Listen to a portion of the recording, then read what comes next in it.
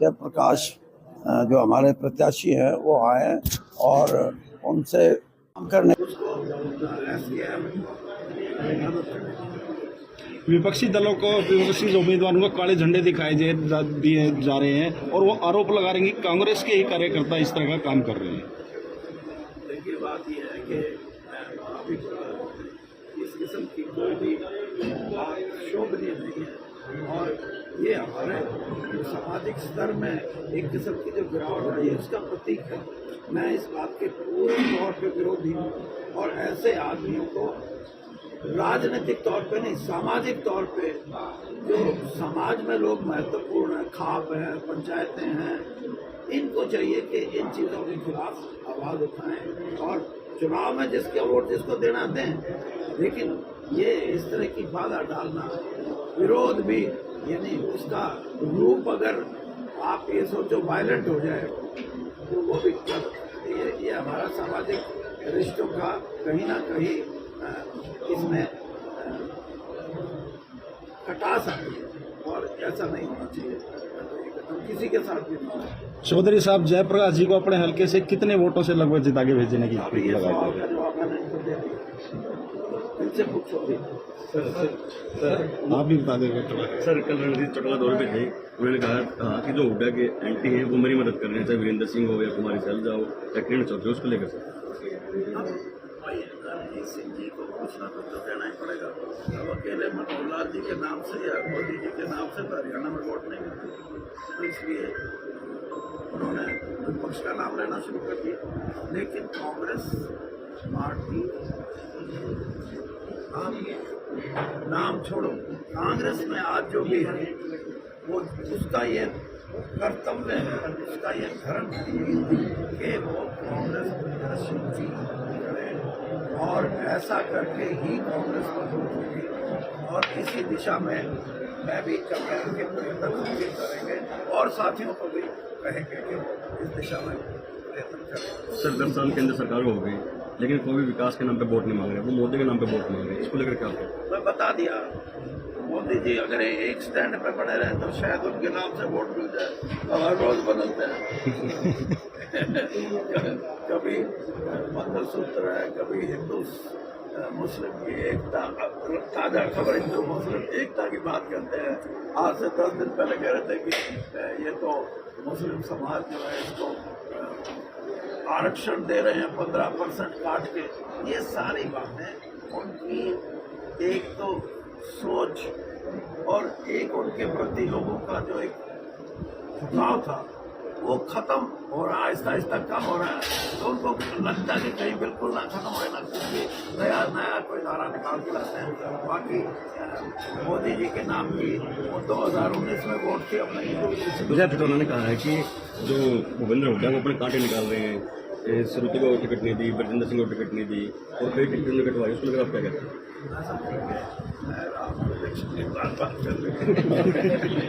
जयप्रकाश जी, 8 दिन रह गए वोटिंग के, आपने पूरा पार्लियामेंट्री हल्का छान दिया है जी, आधा बाकी है। ठीक है। किस मुद्दे पर लोग वोट करने जा रहे हैं?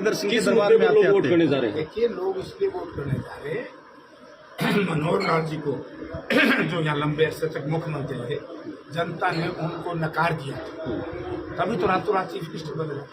और जिस नया चीफ मिनिस्टर को लेकर के आए वो अपने आप को शैडो साबित हो गया, तो उनके पास वोट नहीं। आप बात कर रहे थे कि रणजीत सिंह ये कह रहे हैं कि चौधरी वीरेंद्र सिंह, सैलजा या किरण चौधरी जो भी हमारे नेता हैं मदद करेंगे। मैं एक बात पूछना चाहता हूँ रणजीत सिंह से, पहले अपनी पार्टी के नेताओं की तो मदद ले। अभी मन्नू की वो सुनिए तुमने कैसे सुनी होगी ना, तो यार उसका हिसाब बता लो, सारा सौदा पाटिया पड़ा से कुछ बोलने नहीं। और इसका मतलब हमारे कांग्रेस के जो शीर्ष नेता हैं उन्हें के पल्ले वोट है, तो मान ली बीजेपी आ रहे हैं, जो उनके पल्ले वोट में कांग्रेस में वोट दूँ तो क्यों मांगे रणजीत इधर की, क्या लेना देना उनके पास वो। मैं यही बात पहले दिन से मैंने कहा था कि बीजेपी के किसी नेता का अब नेतृत्व नहीं बचा जो जनता के सामने वोट इकट्ठा कर सके। रणजीत सिंह का ही नहीं, और रणजीत सिंह का तो क्या है, रणजीत सिंह तो रोज एक नई बात कर रहे हैं। एक दिन बुला चौधरी देवलाल को जेपी ने बदनाम कर दिया, ग्रीन ब्रिगेड बनाए थे, ये तो ताड़ी बजाया करता जब चौधरी देवलाल मेरे साथ चले गए। एक बार जिंदगी में जीते चौधरी देवलाल के आशीर्वाद से, दोबारा आज तक जीते हो जो बताइए।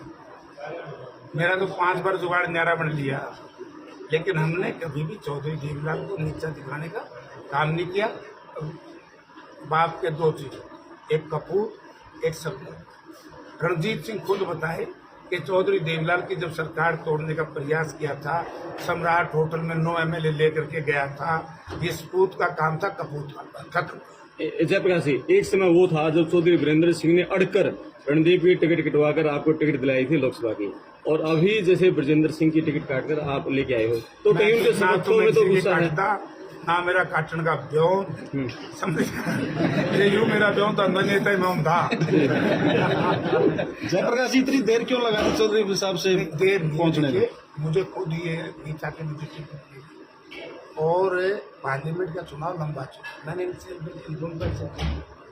27 को तो कर ही रहे हुई, 28 को मैं वापस आया, शायद 28 को फिर आपने कहा ना, 28 को आप आए थे, 25 टेलीफोन पर ना 28 को बात करी मैंने इनसे, या 27 को करिए 28 को फिर हाँ जिस दिन थे तो ये कहने लगे, बोला माँ जी या तो 4 तारीख को मैं आऊँगा जाना है, या 6 को दफ्तर। ये बोले ठीक है कि दफ्तर का उद्घाटन ना उस पर है, वहाँ बेटर ये रहेगा कि नॉमिनेशन पे ही नेताओं का मेन होता है, फिर आगे पीछे आए कम आए ज्यादा आए अपने वर्कर्स को कहे वाला।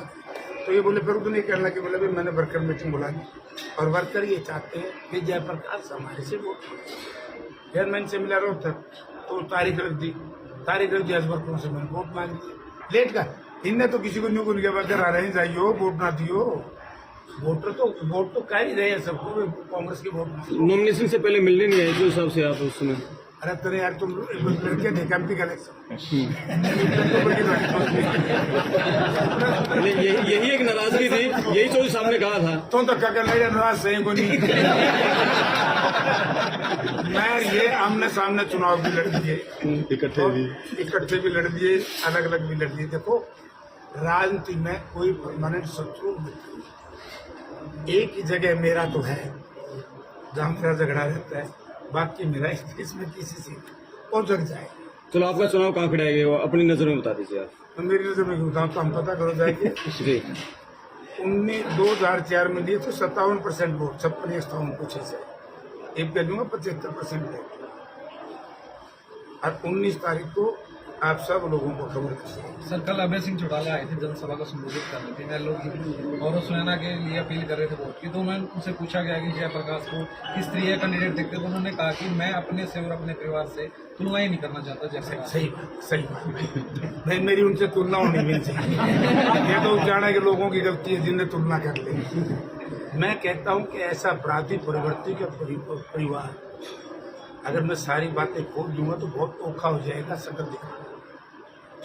मैंने अपने राजनीतिक जीवन संघर्ष और मेहनत से आया, मेरे पिताजी अर्थ की खेती करते थे, मैं संघर्ष से आया हूँ, वो परिवार की मेरी लोकप्रियता से परेशान, वरना यही अजय रबे उन्हीं से पूछ लेना, उनको जेपी जिंदाबाद के नारे क्यों लाया करते थे, मन ग्रीन ब्रिगेड बनाई थी, विरोध कर देते, दादा इनका था, बाबू इनका था, फिर अपना बाबू का वोट मांगा कोई जैन में थे।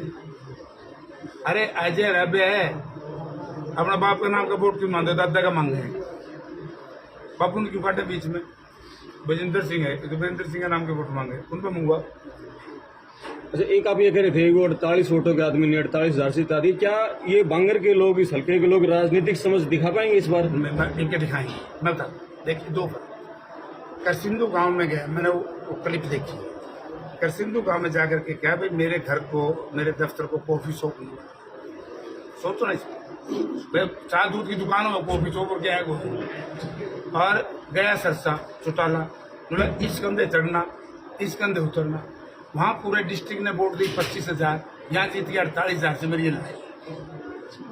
हमने तो कॉफी शॉप में दुकानदार में तो चाहती नहीं है, ये भी मुश्किल काम, जहाँ 48,000 से जीते, ठीक है ना। तो ये जो भेदभाव है, जो अंतर है, उस पर विचार करना इलेक्शन, और कि मैं मुझे टिकट देगी अर्थात मेरी ठीक ठाक कर